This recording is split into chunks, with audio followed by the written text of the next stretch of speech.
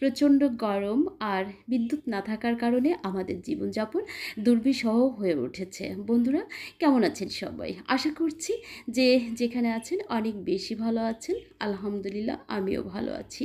তো যাই হোক, এই গরমের মধ্যেও তৈরি করলাম ডিম আলুর চপ। ডিম আলুর চপ কীভাবে তৈরি করেছি বিস্তারিত আপনাদের সাথে শেয়ার করছি। তাহলে বন্ধুরা চলুন দেখে নেওয়া যাক।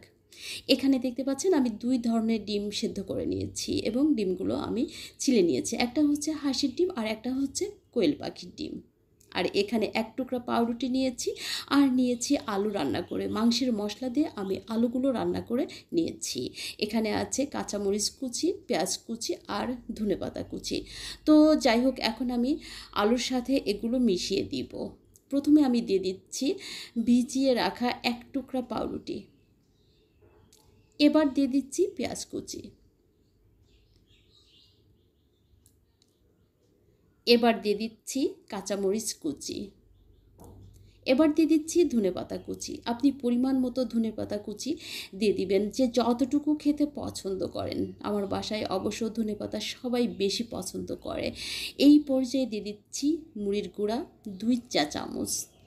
চাইলে এটা আপনি স্কিপ করতে পারেন, কিন্তু বাইন্ডিংয়ের জন্য মুড়ির গুঁড়াটা দিলে খুব বেশি ভালো হয়। এখন আমি এই মিশ্রণটা খুব ভালোভাবে মেখে নিব।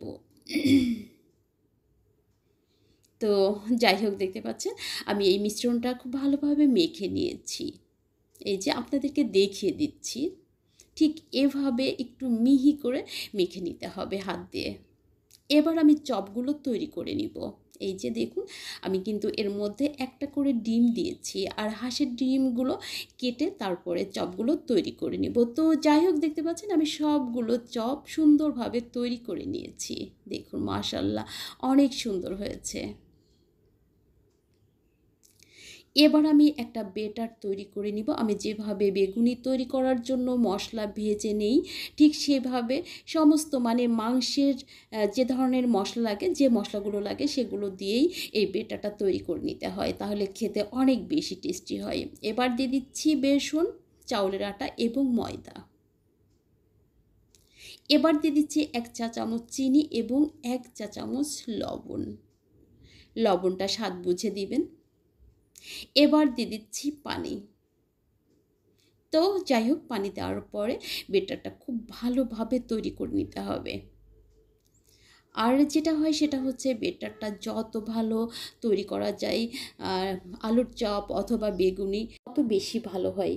কারণ দেখা যাচ্ছে যে আমরা যখন বেগুনি তৈরি করি তখন কিন্তু বেগুনির সাথে কিছু থাকে না। তাই বেটারটা যত ভালো করে তৈরি করা যাবে, বেগুনির স্বাদটা তত বেশি ভালো আসবে। তো যাই হোক, অবশ্যই এভাবে বেটারটা সমস্ত মশলা ভেজে নিয়ে তারপরে বেটার তৈরি করে নিতে হবে। তাহলে দেখবেন আলুর চপ অথবা বেগুনি খুব বেশি টেস্টি হবে।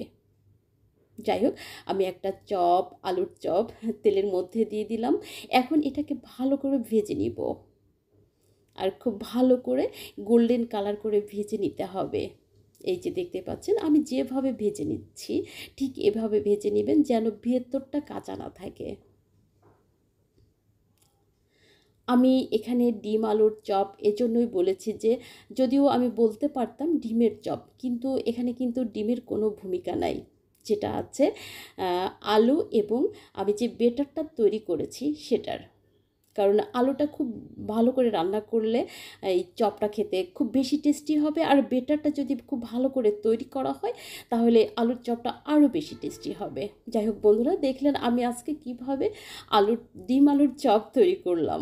ভালো লাগলে অবশ্যই বাসায় একদিন ট্রাই করবেন।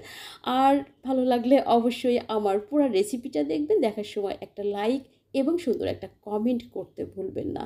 যাই হোক, আবারও আপনাদের সাথে কথা হবে নেক্সট কোন রেসিপিতে। সে পর্যন্ত সবাই অনেক বেশি ভালো থাকবেন। আজকের মতো বিদায় নিচ্ছি।